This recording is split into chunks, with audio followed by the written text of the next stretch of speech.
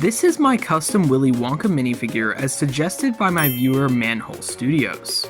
And it's the first of many of my viewers' custom minifigures that I'm going to be making over the next few months. So if you want your chance to suggest a minifigure, go check out this video on screen and leave a comment asking who you want me to make.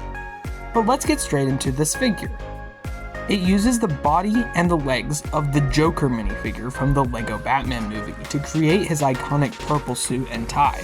While this isn't exactly what he looks like in the film, it is extremely close, and I think it's a good option.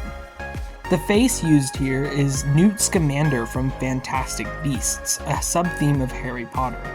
I think it captures the knowing look of Willy Wonka's face quite well, and the color of the hair is just a bonus.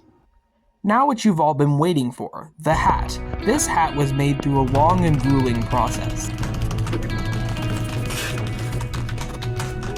I took a top hat piece and then I got Ron's hair and I cut off the top of Ron's hair piece with a saw and then sanded it down to where it was flat enough on the right side to be glued to the hat with crazy glue. Then I painted the hat its signature brown and it fits on the minifigure quite well. I really enjoyed making this custom minifigure and I have a couple more in store already, so I can't wait to see what you guys continue to comment and make sure to see ya.